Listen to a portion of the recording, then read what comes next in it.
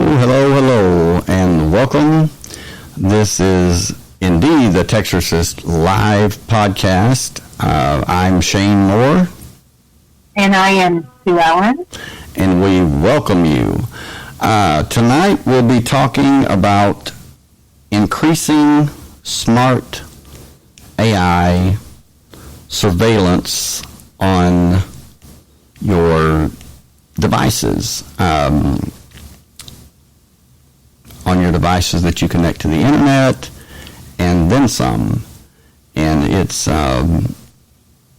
pretty eye-opening and pretty creepy when you think about it. And there's a lot of powers that be that have gone to great lengths to make sure that they can watch you, they can monitor you, and everything you do, everything you say, whether your devices are on or off. And we're not just talking about the internet, we're talking about your smart TV, different things like that. And with the smart revolution, as you would call it, now with smart homes and all that, it seems like the sky's the limit as far as monitoring people and collecting data, which is the new gold today.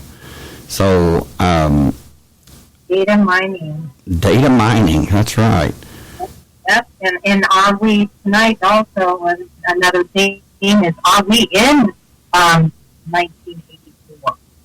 I believe we are. I believe that we are in 1984.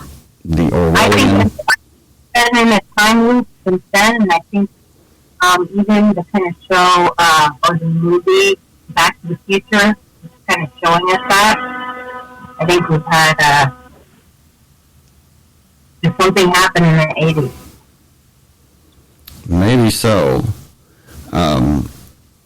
It's very, very, very strange how now you can be talking about something, and you can have your devices on or off. I mean, it doesn't matter.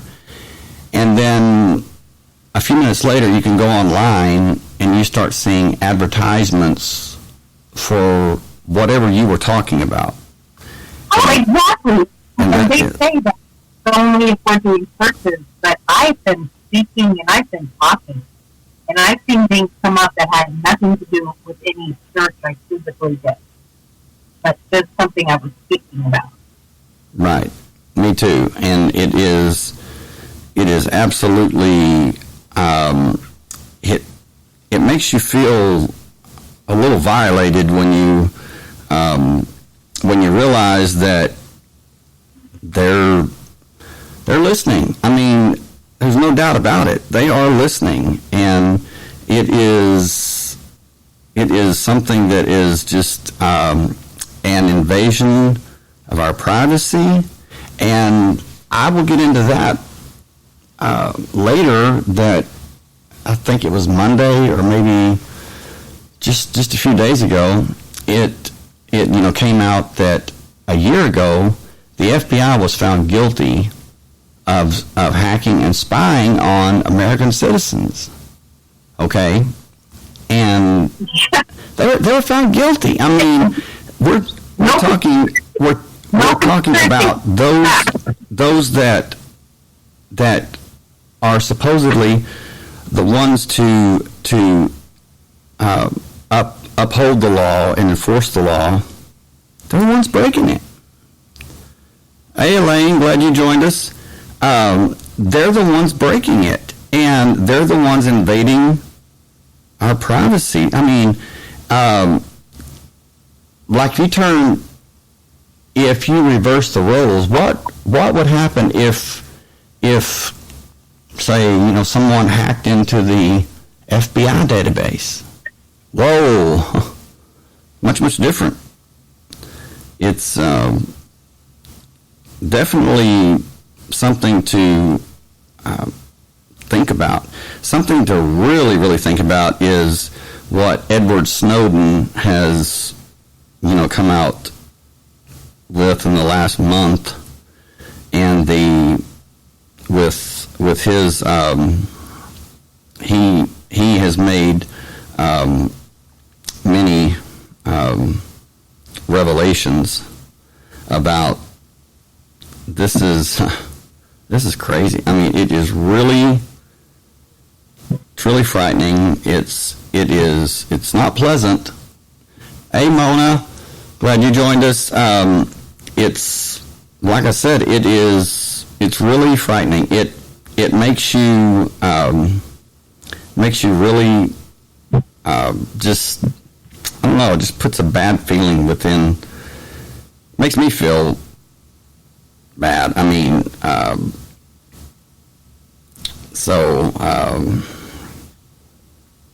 it's just like how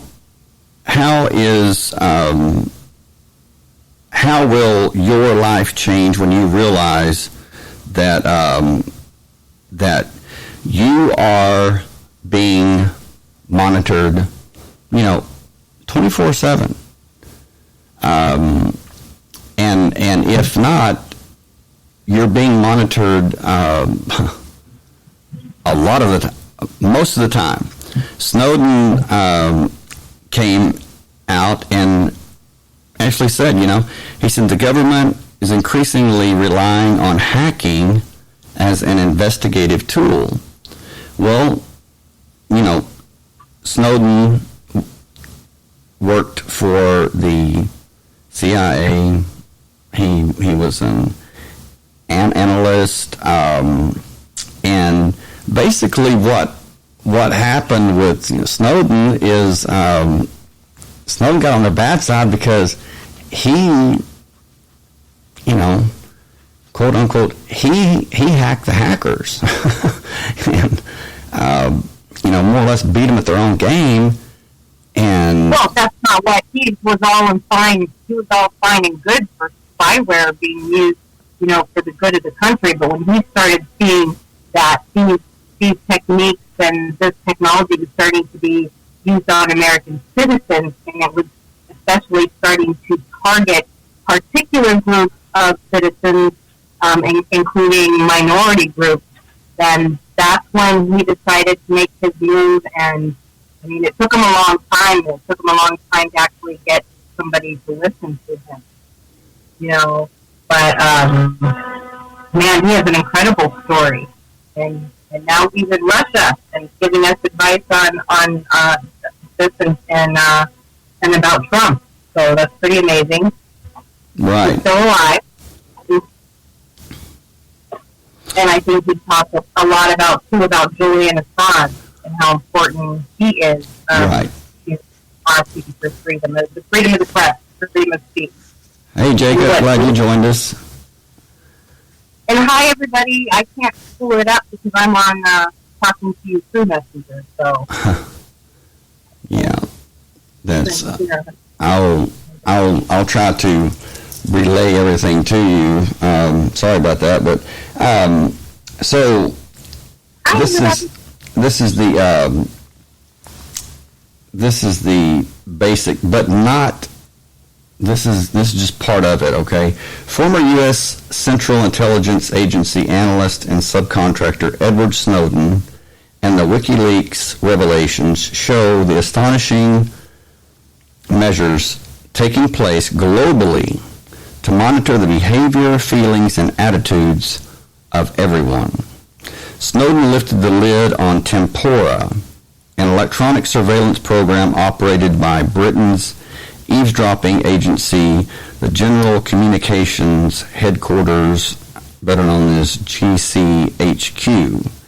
He also revealed the U.S. government uses a software program called Boundless Informant, which details and maps by country the vast data collected and gathered by the ultra-secretive National Security Agency from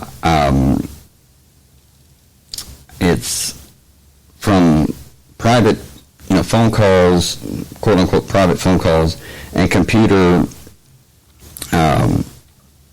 systems.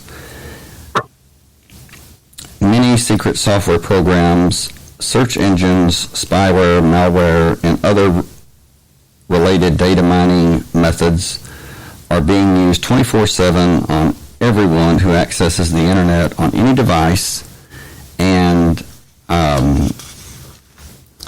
including cell phone calls. And like I said, it is not only those who access the internet. It is increasingly it's your smart TV, and it has been said by very well-known people who know what they're talking about, that if you own a smart TV, you've been hacked. You have been recorded, video, audio. What? It gives you a disclaimer on their site and tells you about it if people were to read it and tells you where you can actually turn it off. Yeah. There's a loud humming there with you, Sue. I'm not sure if it's your phone. I was trying, and then there's no way I could get on the speaker. I was trying to get on it through my phone. Oh, okay. All right. So I just put my phone. So. Okay, we got all kinds of. This is like R2D2s here,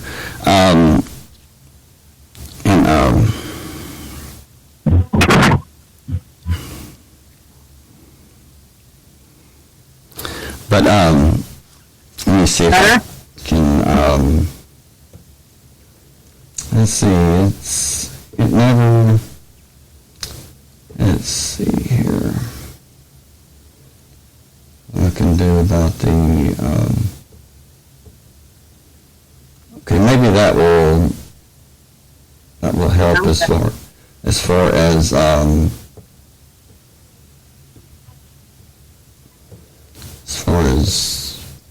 Sue Ellen.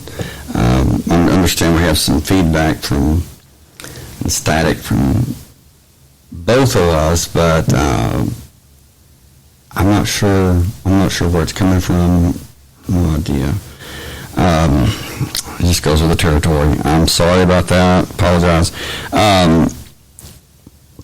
Please let me know how it sounds, and if we have to, not just have to stop and regroup again. I have no idea.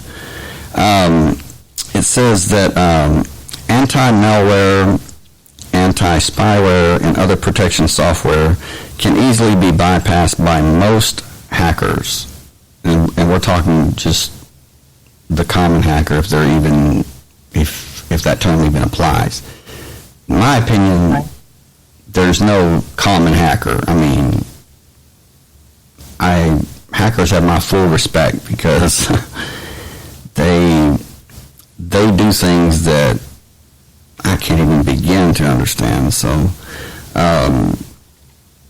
anyway, with computer algorithms and artificial intelligence systems developing increasing sophistication as human oversight decreases, everyone should be concerned about the potential for unaccountable secret intelligence agencies to take over our information, our privacy, and ultimately our freedom. And that's what it is. That's what it boils down to. Is that it's ultimately control. Control. I mean, that's just plain and simple. And if you really think about it, I mean, we already charge for water.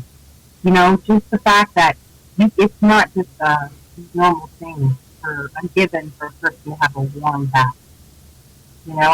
Just things like that. We watch movies, and I'm like, I don't know if it's so far off from the real thing, or if they're just kind of throwing it in our face and going, ha ha ha.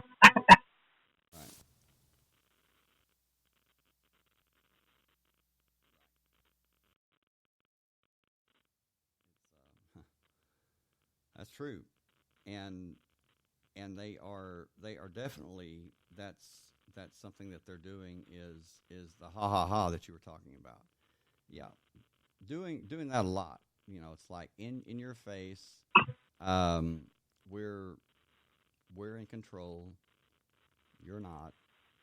And okay. Okay. Let me try to figure out what I can do about Sue Ellen. Sue Ellen, if you could speak, I'm being told that let's see. I'm being told that I can't be heard now. Testing 1 2 3. Can you hear me now? Can you hear me?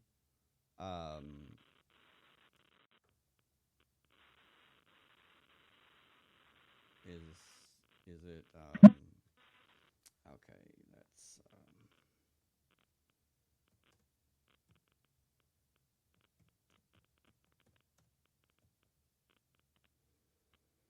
oh, this is just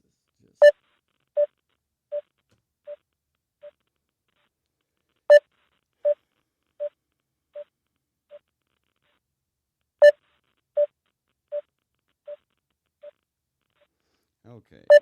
We lost Sue Ellen. Okay. No idea. No idea what the deal is. This is very frustrating. Extremely frustrating.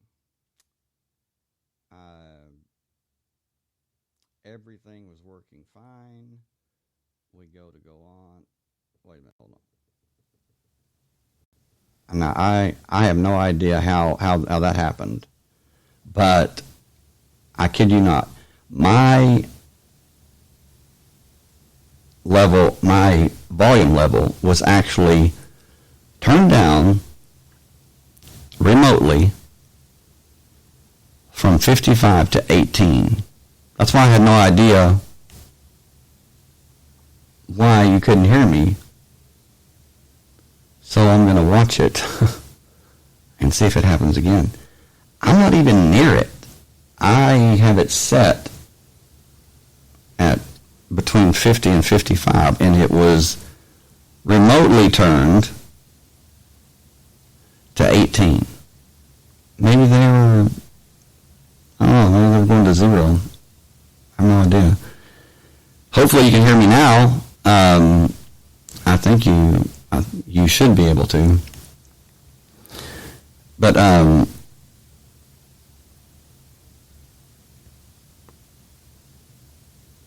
okay, hold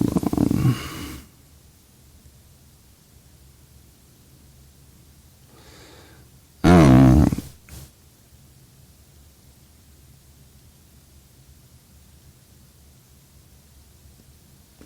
Okay. Jacob, you said you can barely hear me now? This is insane. I mean,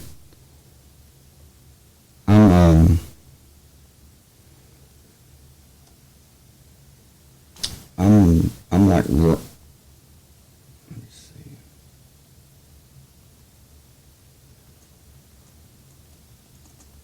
Okay, what about now?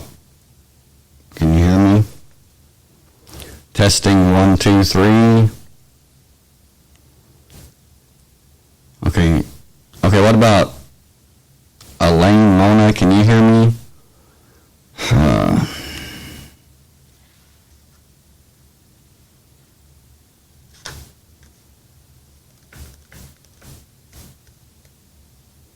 Okay, thank you, Mona.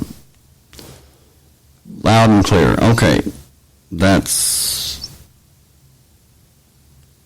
good. Maybe. Okay, thank you, Elaine. Maybe that's just, now Mona says, just turn it a few notches down. Man.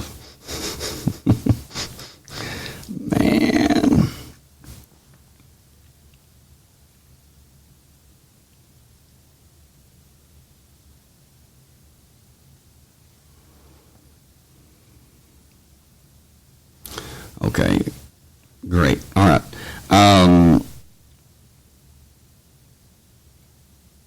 So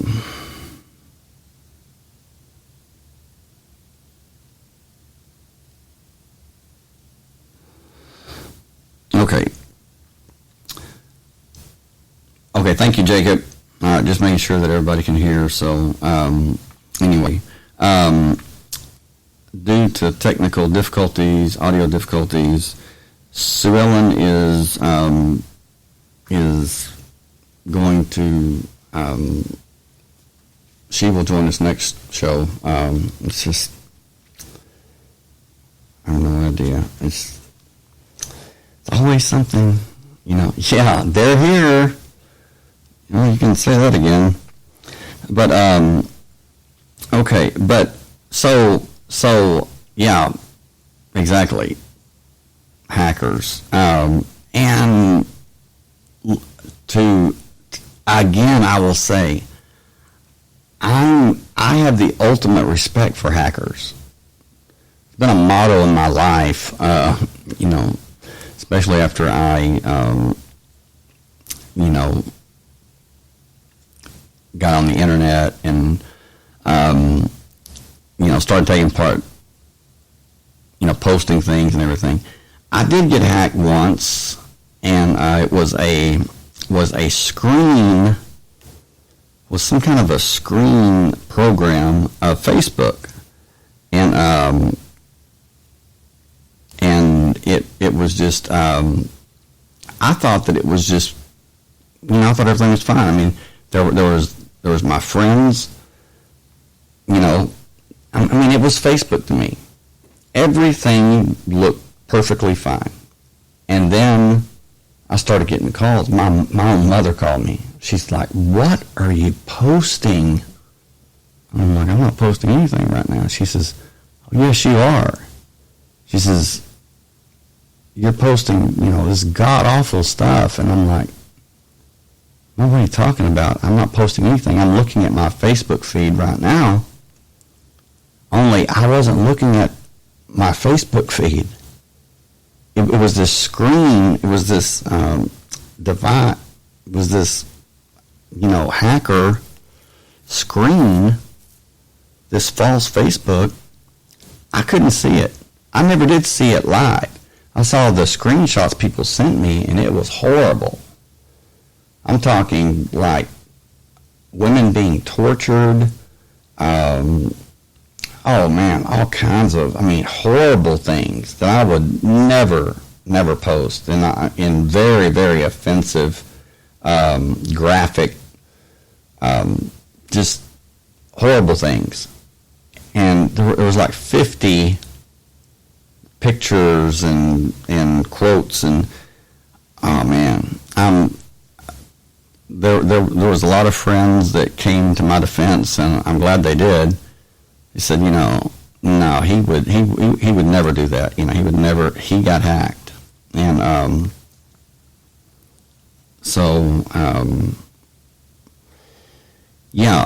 that has been reported to happen, but even on a greater scale. And there's some people that are that have asked the question, has the internet been compromised? Is it too far gone? And my reply to that is, I think so. Because, I hate to be the messenger or, the bearer of bad news, but when you think about it, there's nowhere you can go online, or maybe even in life itself. There's nowhere you can go, there's nowhere you can hide that you cannot be found. Maybe you can, go off the grid or whatever, but truthfully, how many people are going to do that? Very few. And we have become dependent on technology. We have become addicted to knowledge, and we have I'm guilty. I mean, we have hungered for that knowledge to such a degree that we were reaching for the carrot, the carrot hanging in front of us, and never realizing that there was a noose around our neck, or that we were being led into captivity, as a trap. And now it's just too late, because when you take the population, and this is a global. This is not just it's not just one country. I mean, this is global. This is 7.5 billion people, give or take. I mean that every place on Earth now has the internet. I mean, even the ocean. They've had submarines go down and lay fiber optic cables on the ocean floor.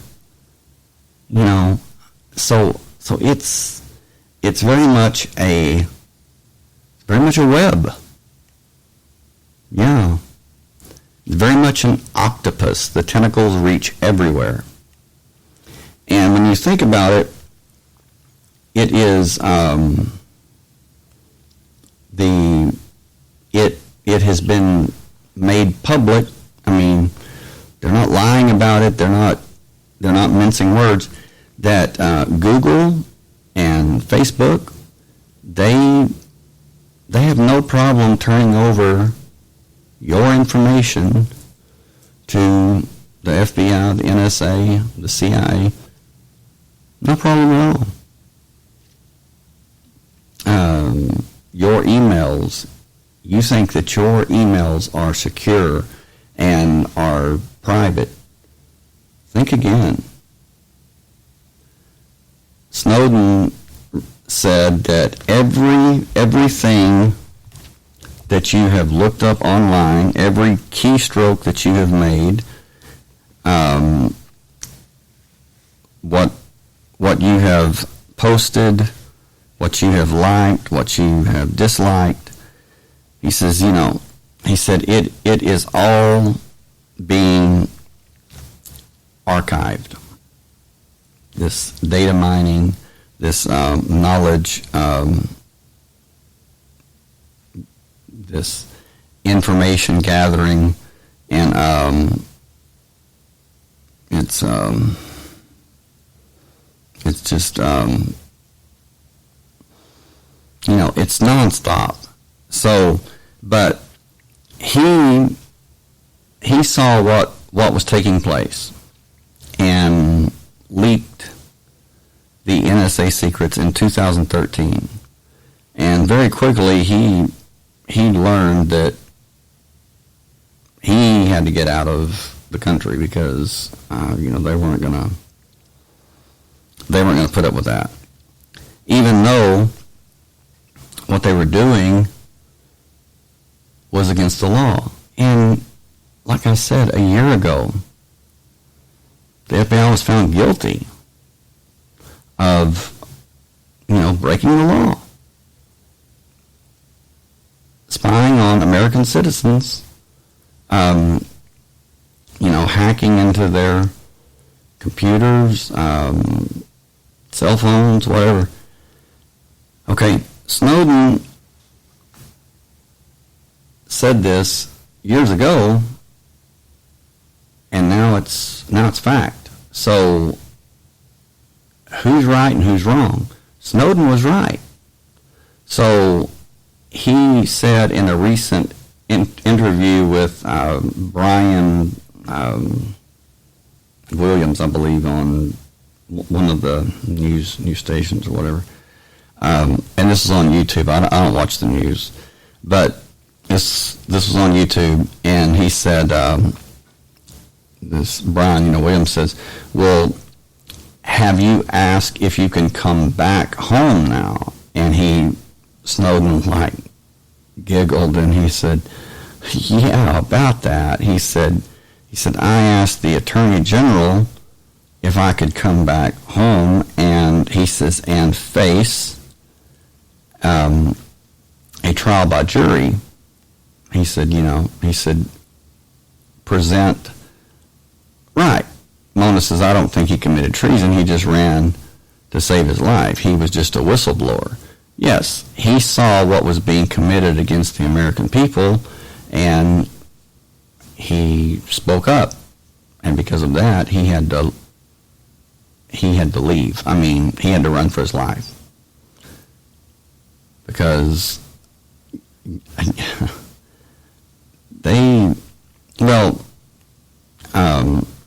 Snowden asked the Attorney General, can I come back and face a, trial by jury, fair and square, and he was told, you can come back. The only thing that we can promise you is we will not torture you. Whoa, wait a minute. We're talking about the United States government. We're talking about the Attorney General. Okay? This is 2019. This is 2019. And the only thing he can tell him is, we can promise you we will not torture you. Whoa. And this man, by the very fact that the FBI is guilty, was found guilty of crimes against the American people, validates what Snowden said. So what's wrong with that? Nothing. So how is it that he can still be threatened by the very government, the very institutions that are that have broken these laws? And chances are he will never be able to come back, because just look at the history of whistleblowers. They end up committing suicide, in incredible ways. Like Vince Foster, blowing his brains out, from behind, shooting himself in the back of the head. I believe it was like twice. And there was no blood splatter. There's no where he blew his brains out.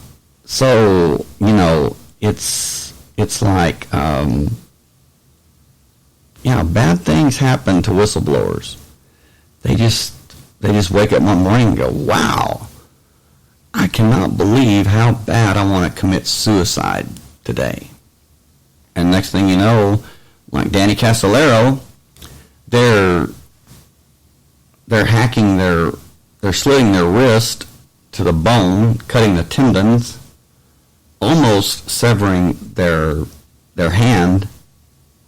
And I have seen the crimes, the postmortem, the postmortem photos.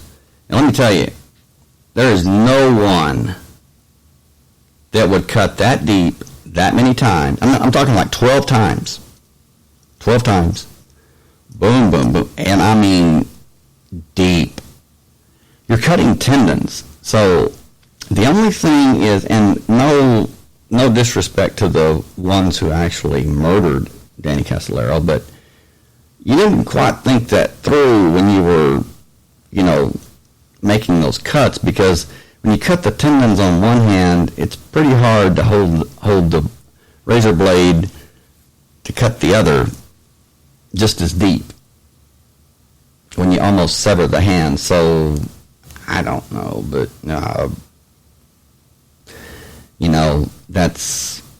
it just does not make sense. And plus, given the fact that all of his documentation, all of his notes, what he had been working on, which was a briefcase, like an office briefcase, I forget what you call it, like an accordion briefcase, full. This was before the age of the internet. Okay, so I mean it was all documented and everything, and gone, completely gone. It just disappeared, and nobody asked where it went. That was never brought up, and that was a program that was called Promise, Promis, and which is now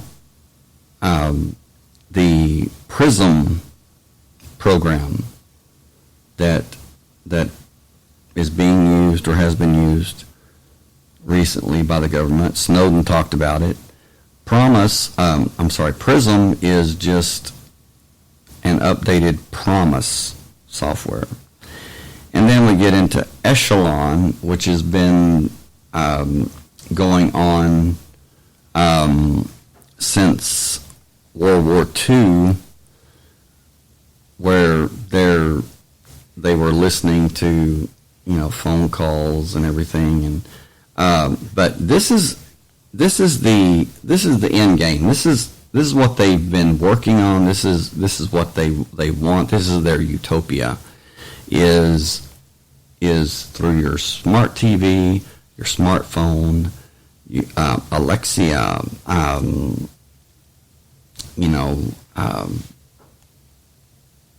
what you call it, these,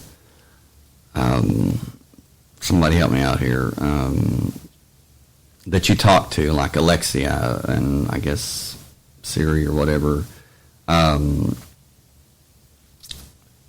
Ask them certain questions. Ask them, do you report back to the CIA? And it will say something like, you'll have to check with Google about that. We do report some kind of.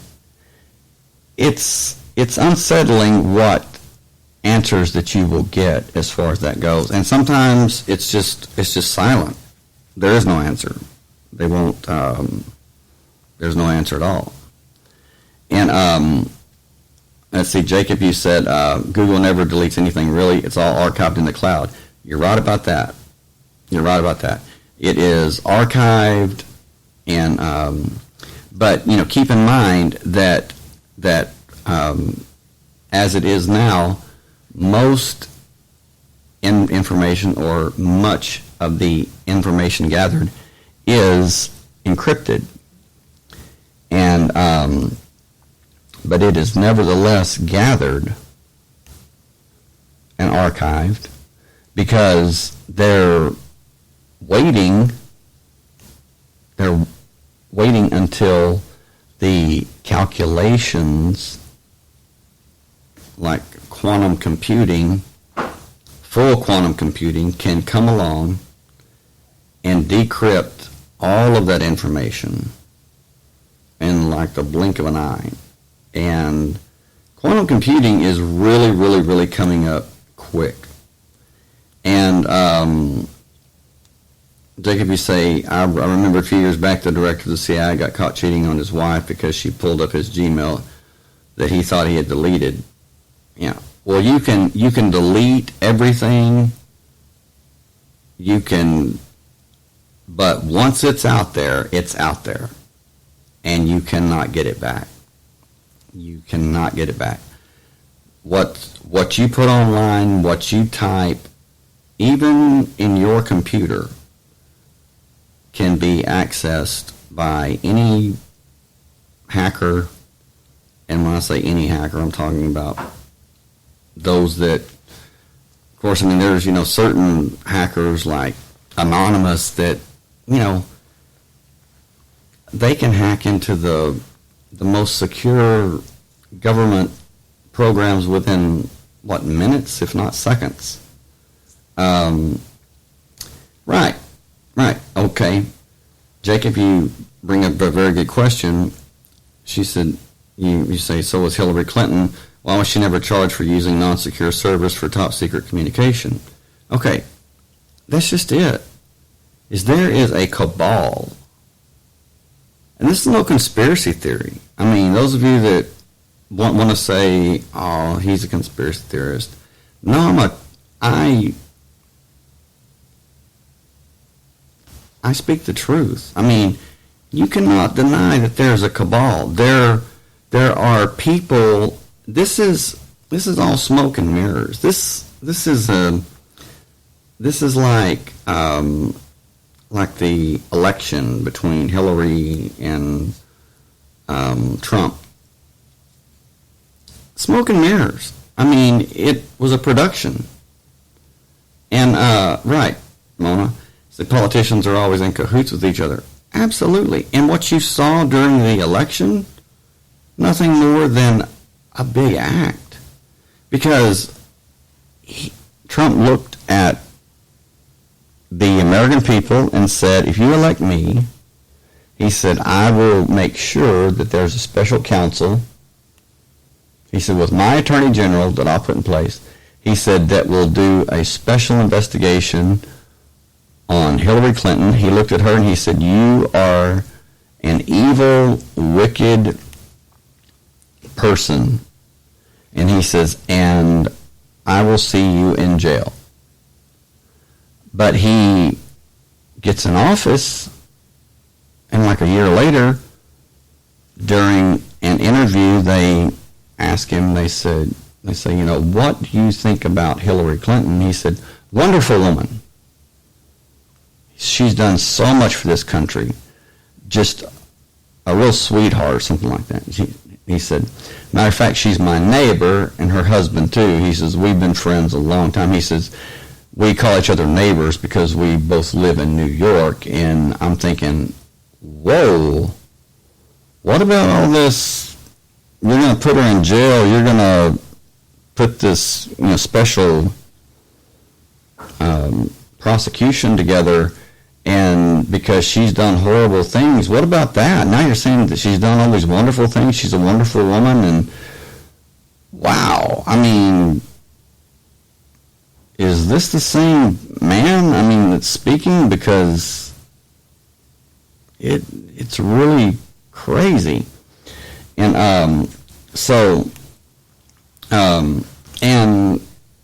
and he talked about he was going to drain the swamp, right? Okay. Where's the drain swamp? And I'm not saying that I'm against Trump. I'm not saying I'm for him. I'm saying I'm neutral. I'm just asking the question, where? Show us the proof. What's happened?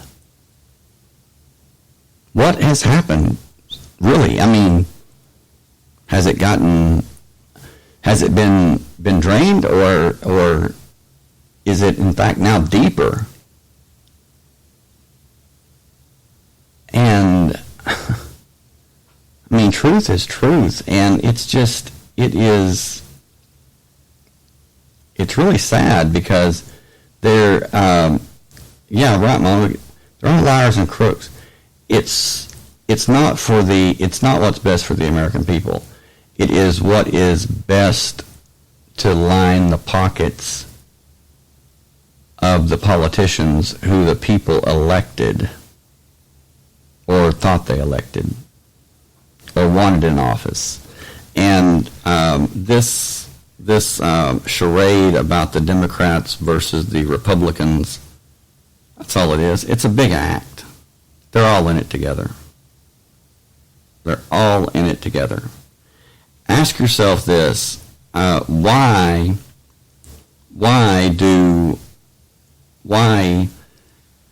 do they make so much money? I mean, ungodly amounts of money. Yes, money's their god. Absolutely right. why is it that they make so much money when we have, homeless veterans that are, going hungry, living on the street? It's an atrocity. I mean, it really is. And then you have Los Angeles, Skid Row. I don't know if you've checked on that lately, but whoa, that's bad. I mean, it is horrible. Talking there's rats that look like chihuahuas running around. I mean, they're huge, and they're spreading typhus. And these people, though, they have nowhere to go. And people say, well, it's because they made bad choices. They're on drugs. They're on this and that. Okay, I get it. But when you have trash that the city or the county or whatever refuses to pick up, that's 4 years old. I'm talking these huge mountains of trash. And there's all kinds of, dangerous things. And I mean, like biohazard, like you would not believe. And like I said, the rats and the roaches and just, and there's people that are found dead. They just die. We're talking dead bodies. We're talking, go to YouTube, look up Skid Row, Los Angeles, 2019. Los Angeles has fallen, and look at how there were people from the East Coast that traveled to Los Angeles to actually clean up and take the trash that they could. People from the East Coast traveled to the West Coast to help those people and clean up the trash, pick up all the dead rats and everything. But where were the elected officials? Where were the elected officials of California? They're nowhere to be found. But they're still drawing their money. And these people, yes, did they make bad decisions? Yes, they admit that. But you don't push people away like that into a corner and or into a dumpster and just forget about them and say let them all die. Jacob, you said, of course, Epstein's neck was broken in 3 places. I've been in county jails in several different states, but I've never seen one with a ceiling high enough to have a fixture to tie around in order to drop far enough to cause that kind of damage. It seems pretty suspicious to me, and we did say on here before that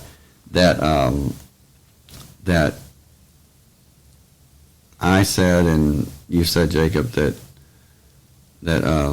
if Epstein chose to talk or threatened to name names, that he would die. He would be suicided, and he was, by hanging.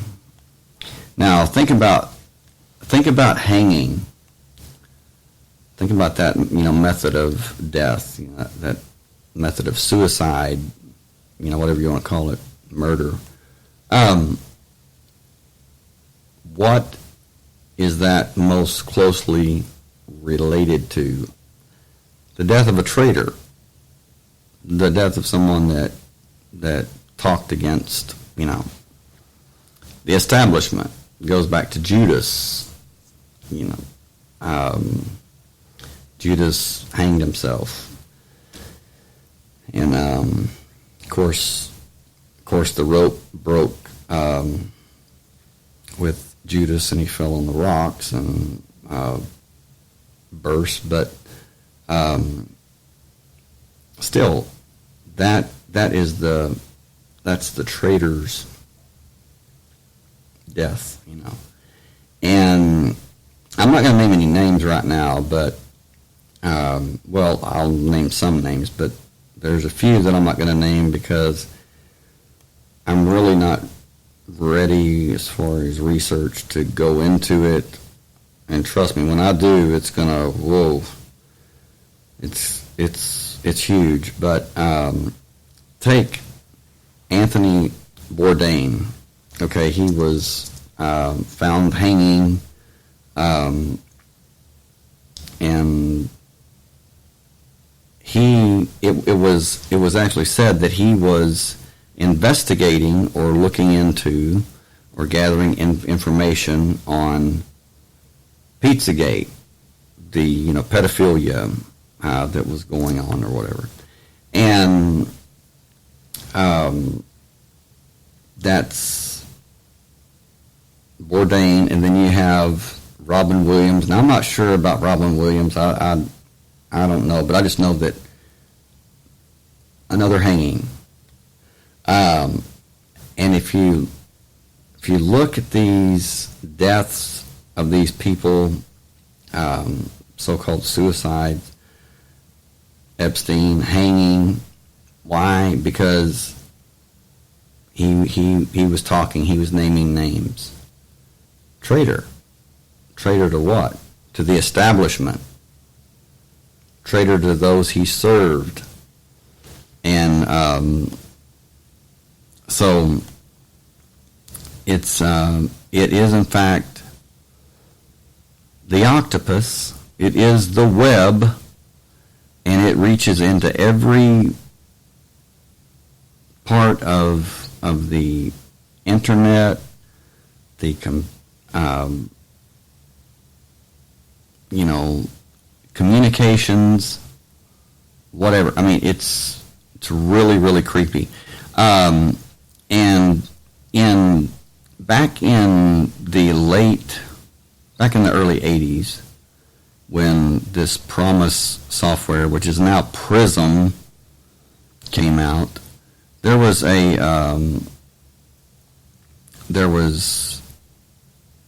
program. There was a room that they called, it was room 641A. And in this room, have to get the information as far as where this was, but it was a room that contained a splitter where all of these wires, I'm talking hundreds and hundreds of wires, these cables, and were just going through this splitter. And if you want to do more research on that, just look up room 641A, the AT&T facility splitter. And what it was millions of ordinary Americans, just AT&T customers, which, if you ask me, truth is in my opinion, AT&T owns it all. I mean, they were supposedly forced to break up what was supposed to be, they were forming a monopoly or whatever. Many people say, myself included, that it just appeared that they broke it up. It's still AT&T. AT&T, aka NSA, aka CIA, aka Google, they're all one and the same, in my opinion. Now, this room, there was just one man that was going into this room and out of this room, And so someone decided to investigate what's going on, you know. And what they found was, and I have pictures, I have actual pictures of this room. There was an AT&T splitter, kind of remarkable for the time, that was taking the information, the phone calls, the I guess you could say the early internet information from millions of AT&T customers, was running them through the splitter and running them through or to the NSA, the National Security Agency, because they controlled the room 641A, and all of this information was going to the government secret network. This is not conspiracy. This is fact. You can look it up. Jacob says it's a right mucky bog now. It is. You are right about that. That's how they maintain control, by keeping us divided. You're right. Absolutely. Democrat, Republican, black, white, Christian, Muslim, and so on and so on. You've got that right. If they can, they play both sides. You know, it's they. Okay, sorry you're feeling bad, Elaine. Hope you get to feeling better. Take care, get some rest. But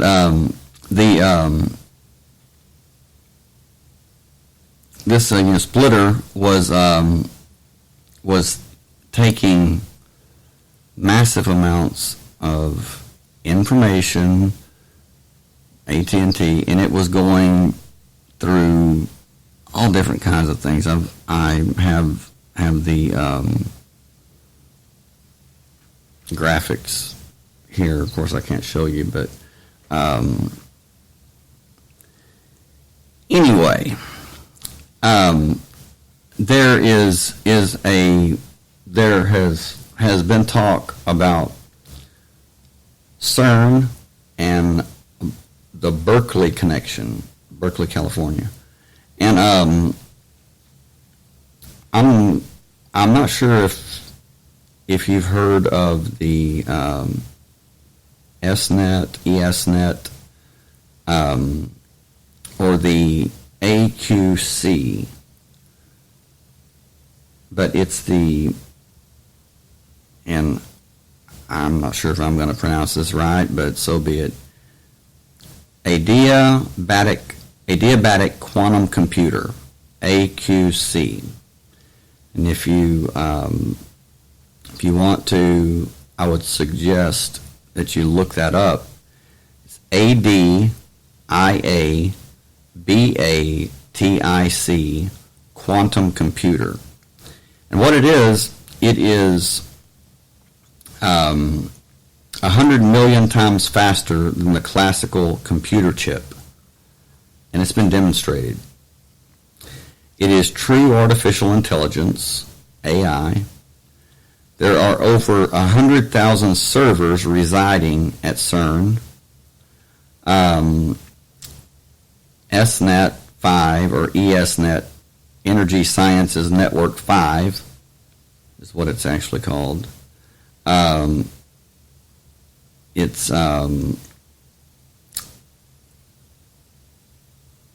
the Helix Nebula Science Cloud,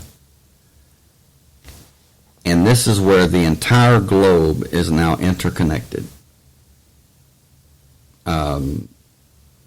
Jacob, you say money is the root of all evil.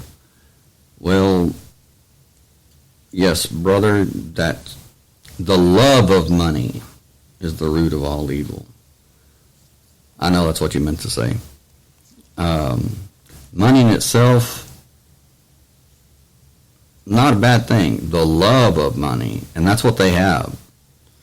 They have a love of, well, really, they don't even have a love of money anymore. It's not about money. They've got money to burn. The love of power is where their evil comes from, is the root of their evil, is absolute power. Because let's face it, they don't need any more money. But this AQC quantum computer is made up of 7 billion brains. Does that sound familiar? 7 billion brains. So that means that they have taken at CERN, and they have people are talking about, well, don't take the chip, don't take the RFID chip, don't take the, this and that. That's right, don't. But when you think about it, you already have in a way. What do you carry around with you every day? You carry your cell phone. And people say, well, I don't carry my cell, very few people, but they say, I don't carry my cell phone. Okay.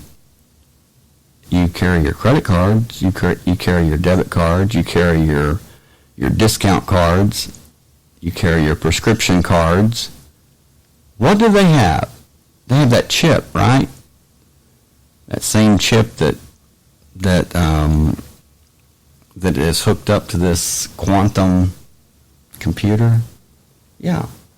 So every time that you use that chip, that you use that card, use that phone, use your laptop, your computer, your smart TV, you are inadvertently, you are programming, you are giving this AI, this global interconnected web, and I mean, this spider's been busy, because there's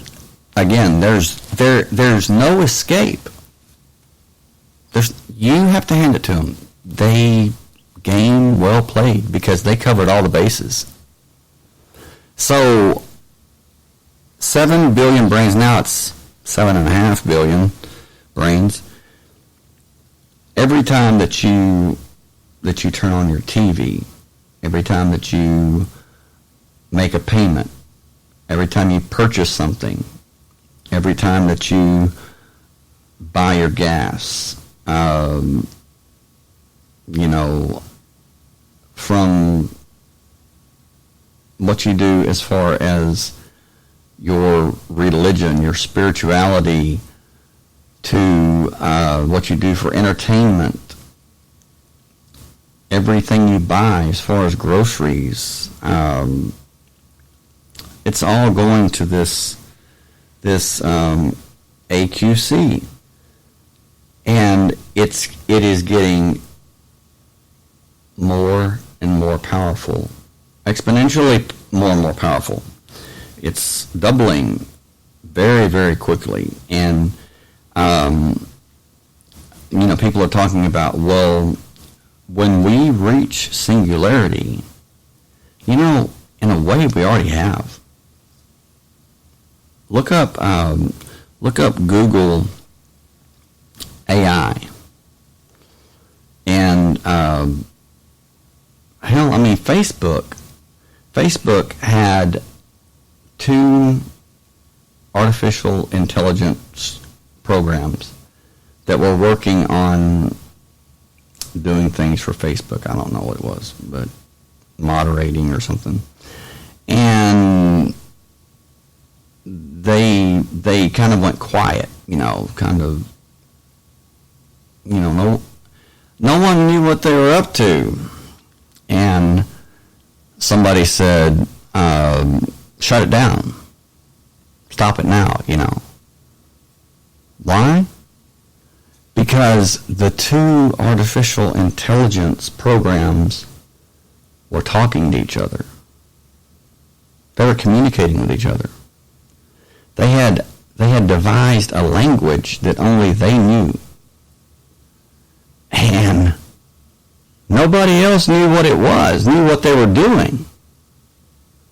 That's a fact. They created their own language, and they were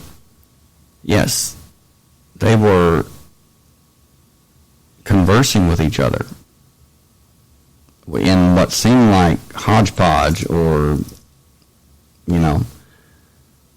chicken scratch, but it wasn't.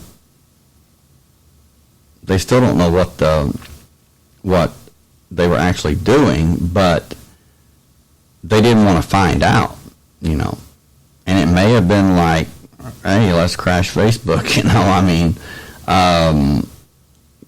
something like that. It could have been.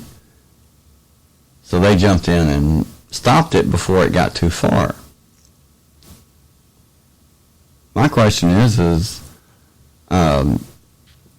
was that just a precursor to how it is now, that it's already too far? Because singularity is the invention of artificial intelligence that will abruptly trigger runaway technological growth, changing human civilization. And what has been said by Elon Musk, what was said by Stephen Hawking, is artificial intelligence poses the greatest threat to humanity, many, many times more than nuclear war. Said that it's the greatest threat to mankind because it's once that's reached, then the artificial intelligence will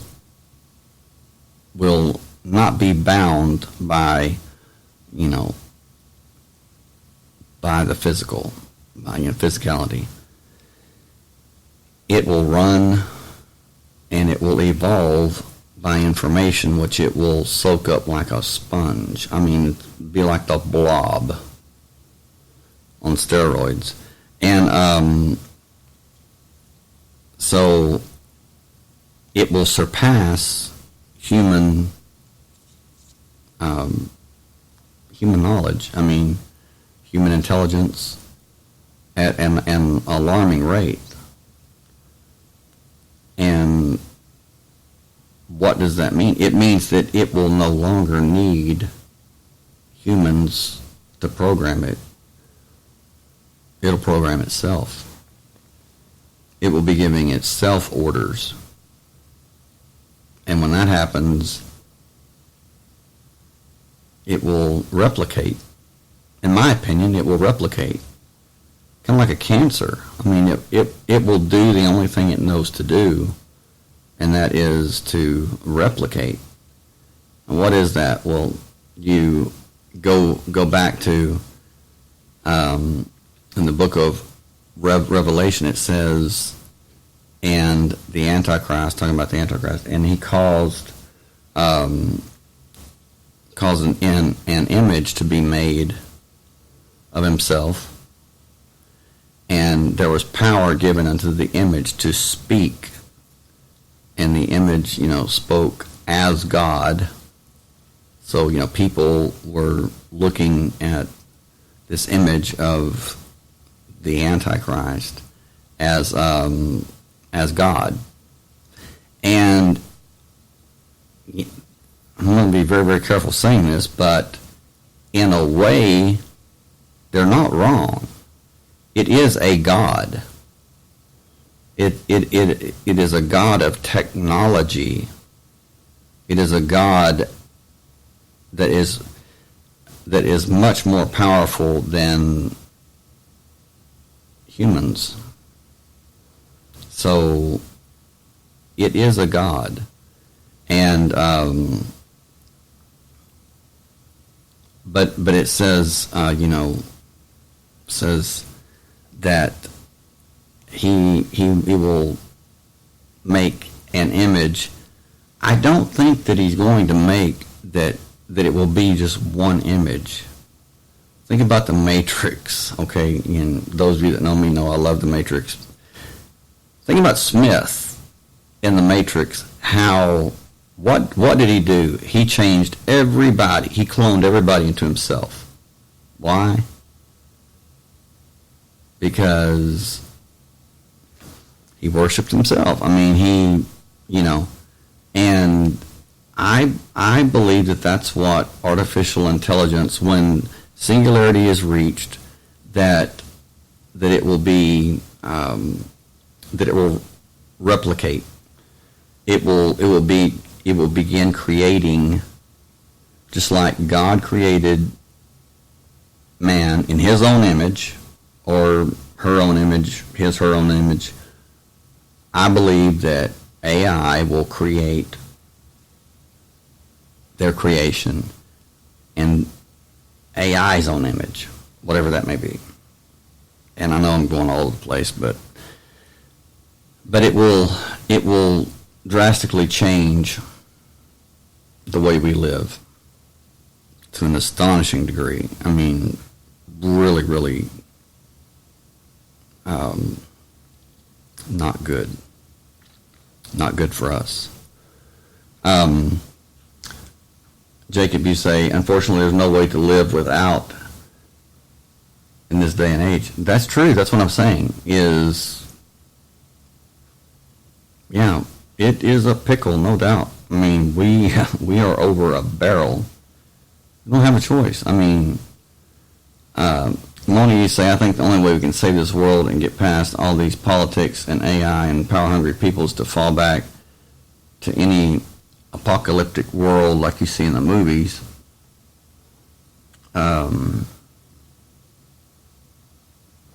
Fall back to an apocalyptic.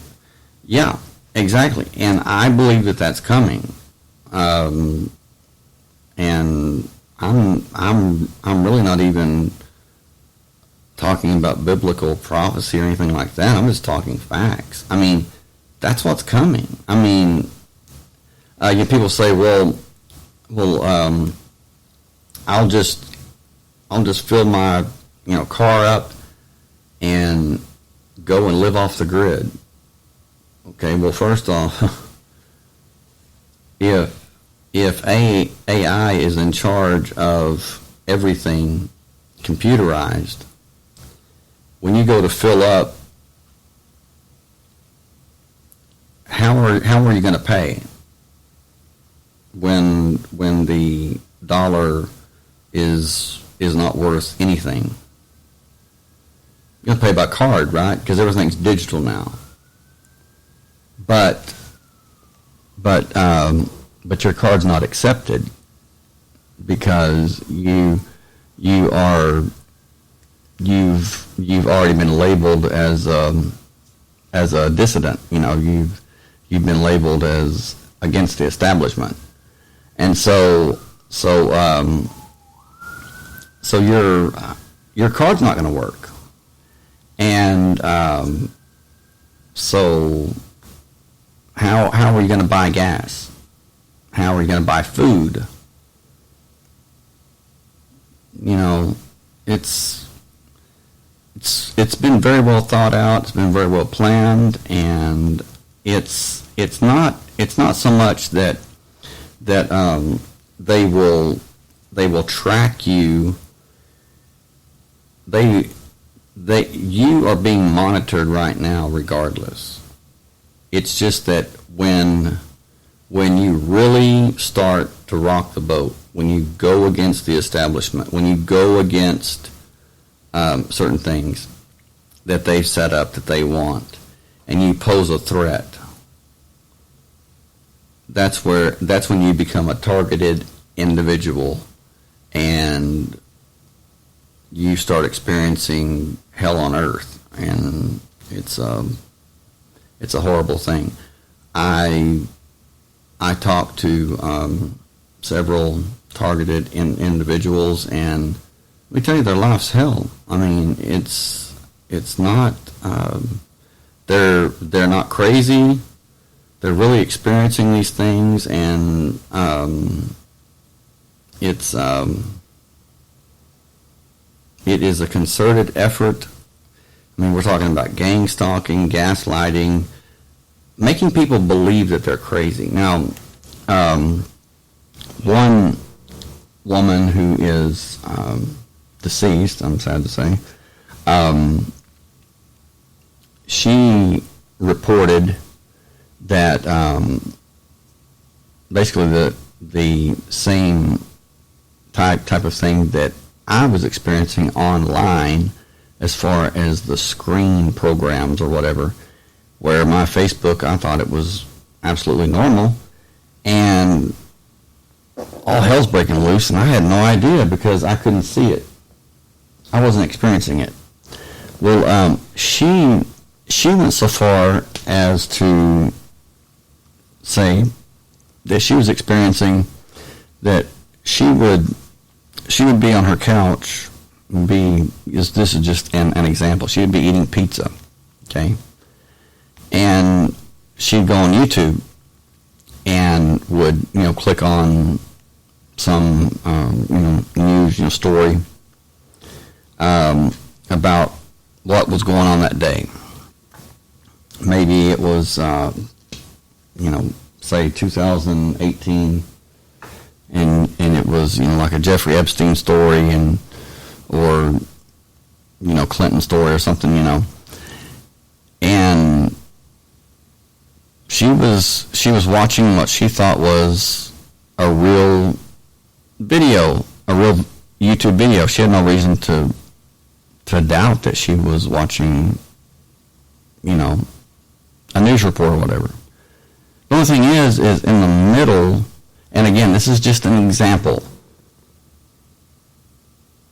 She said in the middle of the video segment or whatever, that,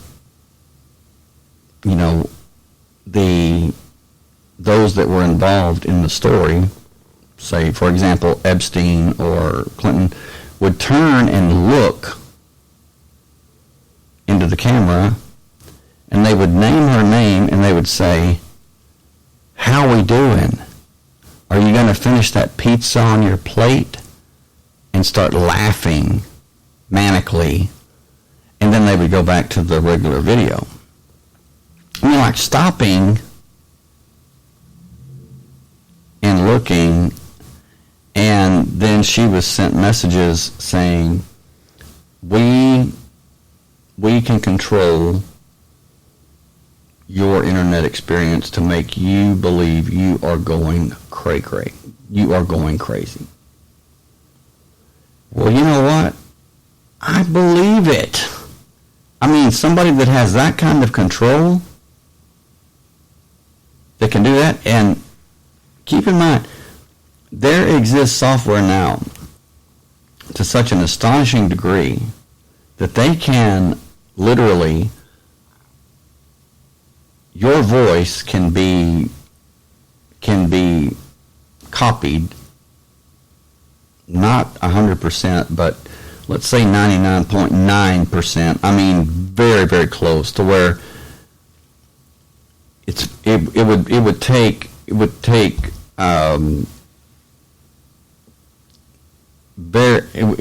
take a very long time to prove that it was not you that said what was being played.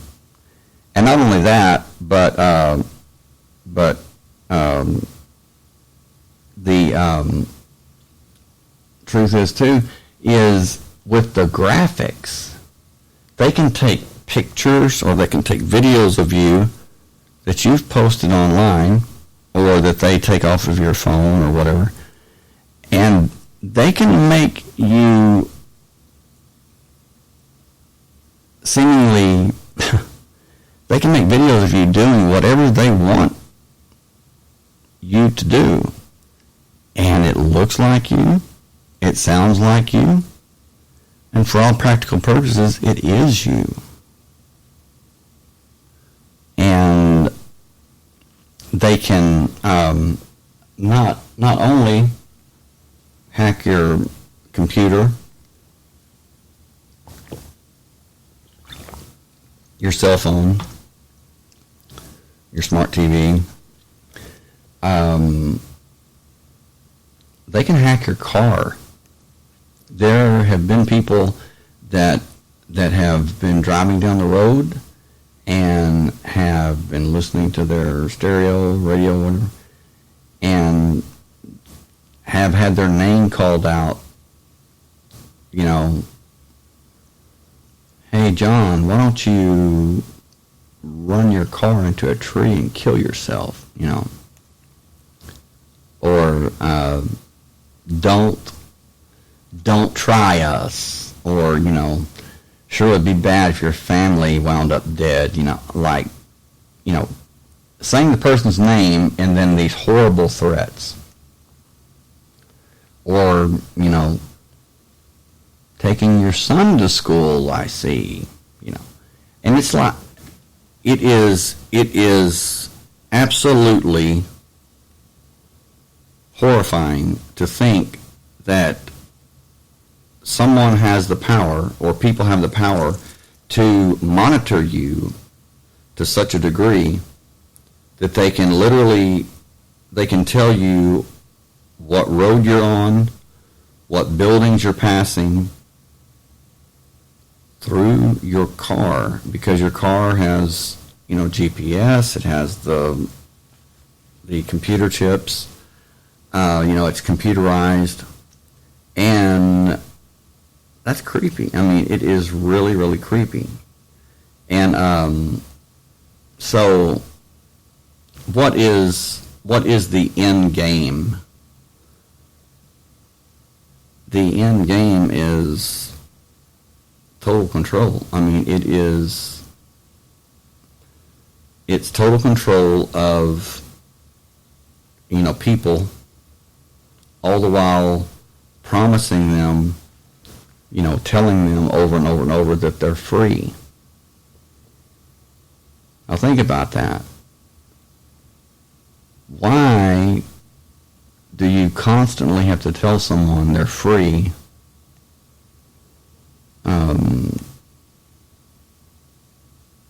Somebody can maybe help me with that, because if you're free, it should be evident that you're free.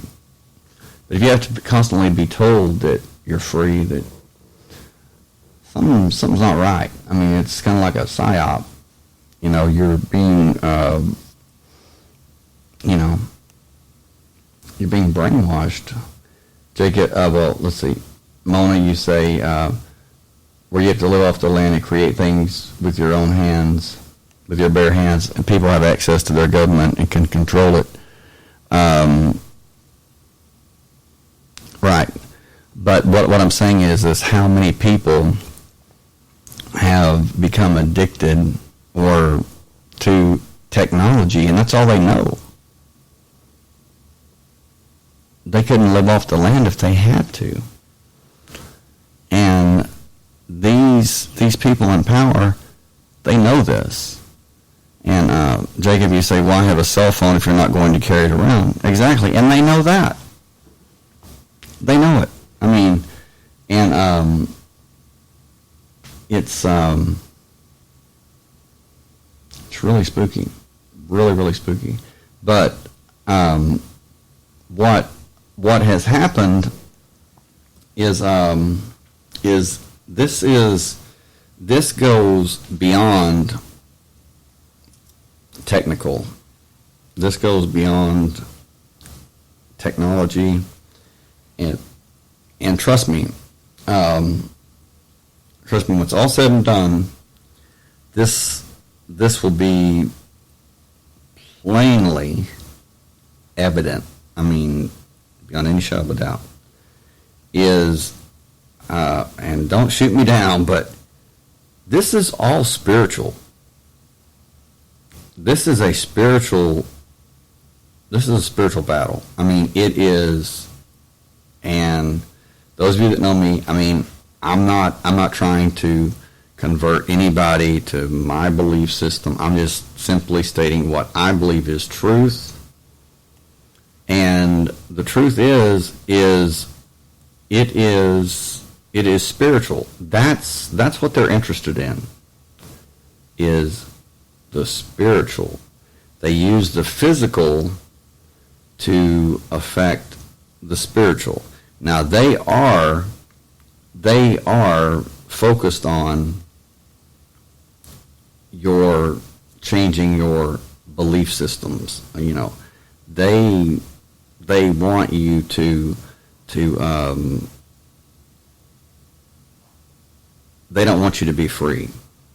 They want you to be enslaved because that gives them more control. But there are some who say that there are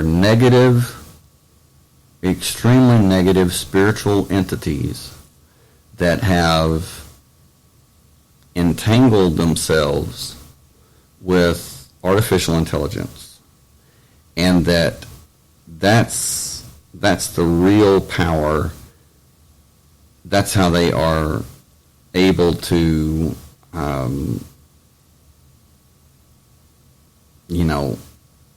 enter your devices and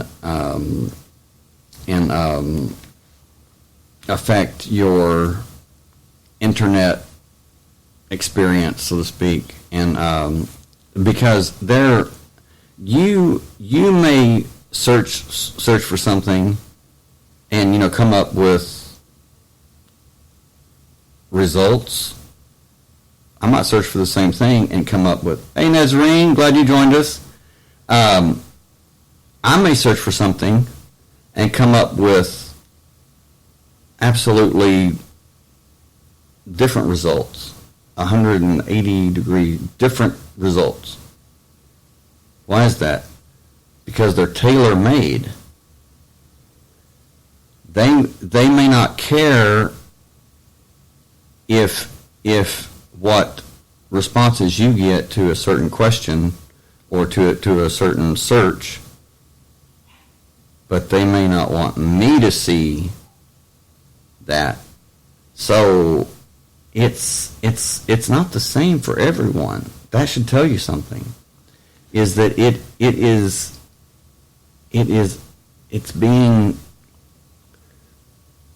being promulgated. It's being propagated. It is not one fits all. It's being systematically changed to each individual person.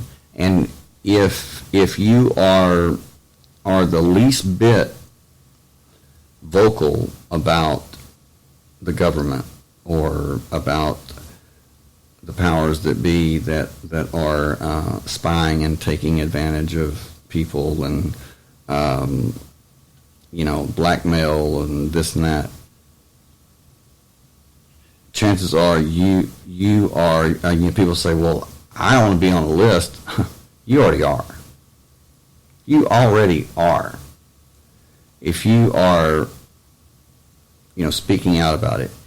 And I read the other day where something like 4 million, at least 4 million plus people are on the intelligence agency's payroll. So and they can be anywhere at any time. So that means that what are they doing? They're gathering intelligence. It could be someone that you've known for years. It could be someone you just met. But the whole time they're mining that information. And you have to ask yourself, what for? I mean, what's the end game? I mean, what's the deal? What's going on? And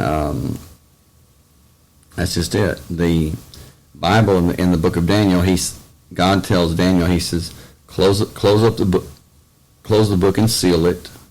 He says, for this information is for those people in the last days. He says, when people shall run to and fro on the earth and knowledge shall be increased. What shall be increased? Knowledge. And it's really creepy how knowledge is being increased and information has become more valuable, more precious than gold. Very frightening indeed. But and for those of you that doubt, say, well, I don't believe in negative entities or whatever.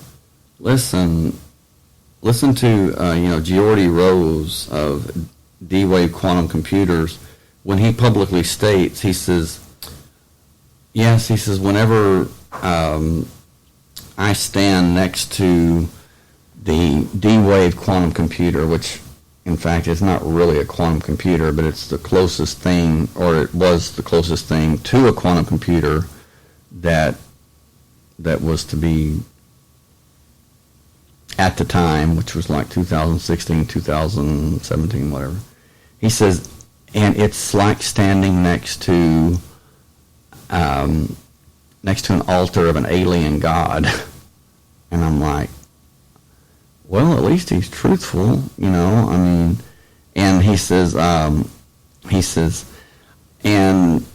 he said, there are entities that are coming like a swarm, and he says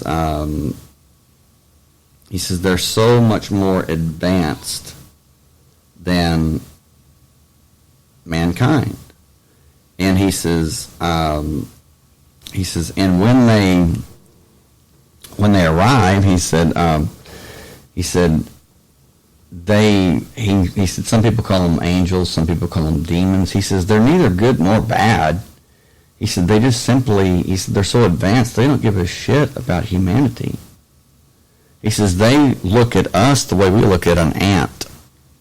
He said they squash you and go have their meal, And I'm thinking, okay, where's the logic in this? Because if that's true, and this guy's not someone that would be talking about this as a joke. I mean, he's like excited, And I'm thinking, okay, why are you excited about getting squashed, about getting destroyed? What is wrong with you?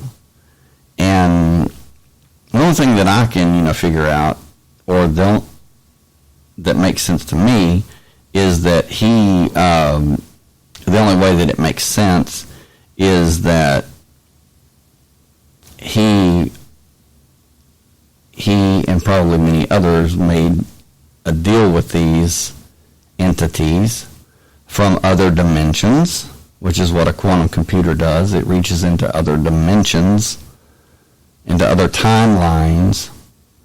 And this is not something that is, that they speak of in terms of if there's alternate realities. They say there are alternate realities, and they explain them. And they're talking about that's where these entities are coming from. And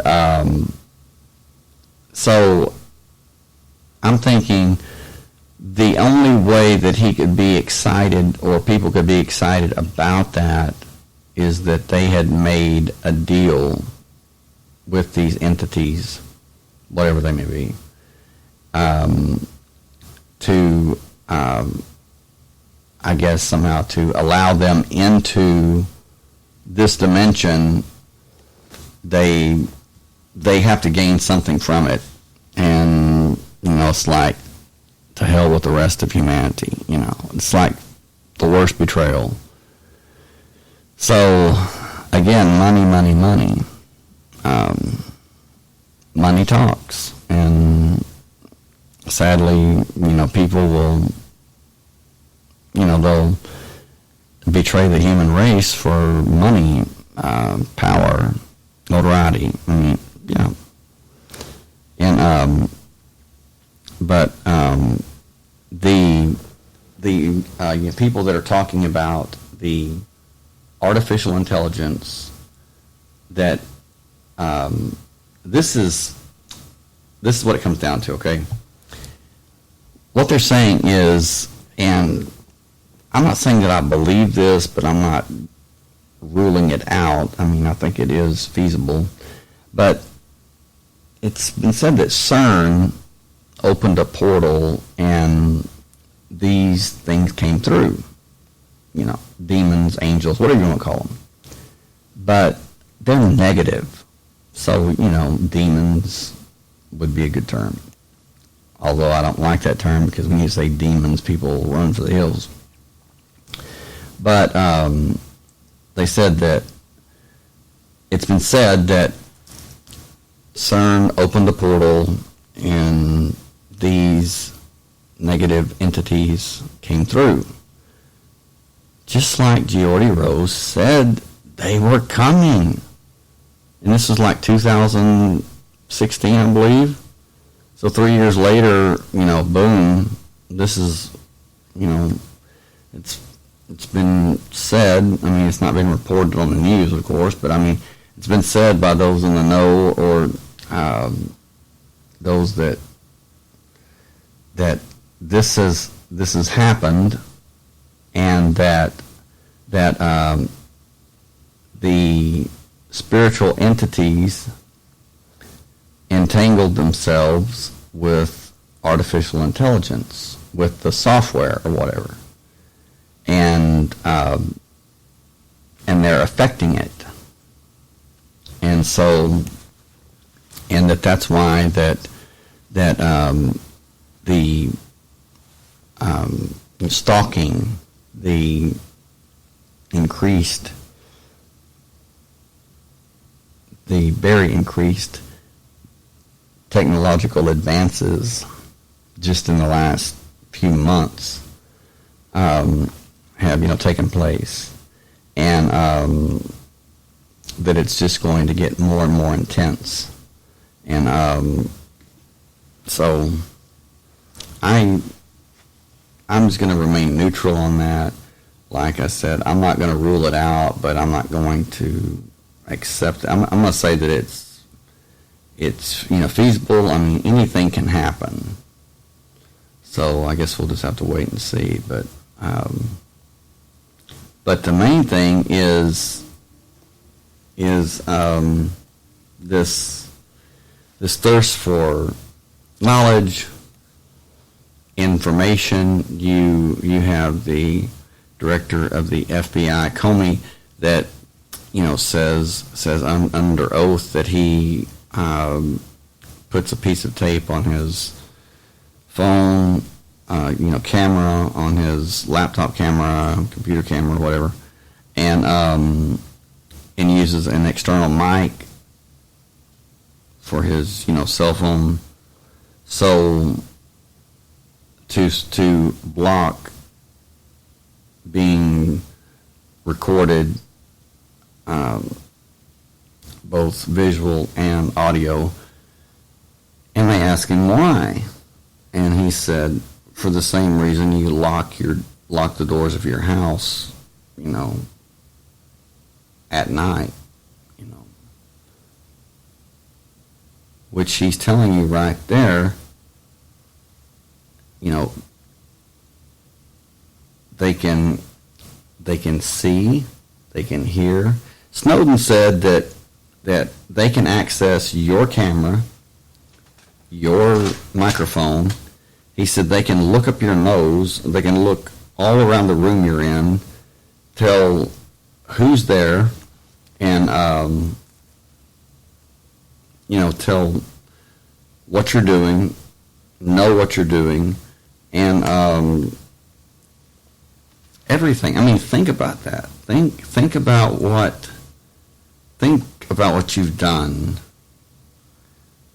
and not in the privacy of your own home. Only it wasn't private. You were being watched.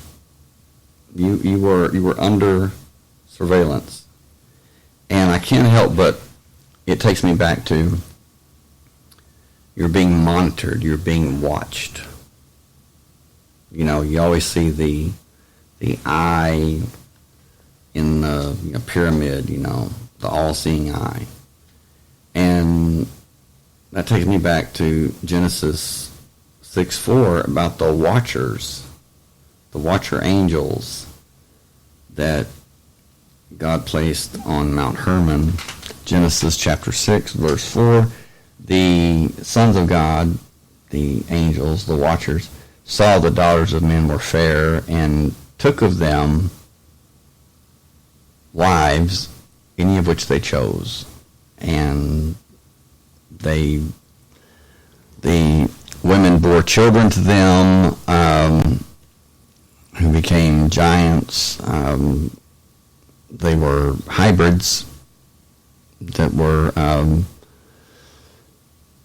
later called Nephilim, and half human, half angel, or in this case, half fallen angel. And but one thing about it is that was their title. That was their class of angels, powerful, that were the watchers. They monitored mankind. It says in the book of Enoch that God placed them there on the mountain to monitor mankind, make sure that mankind didn't destroy himself or destroy themselves.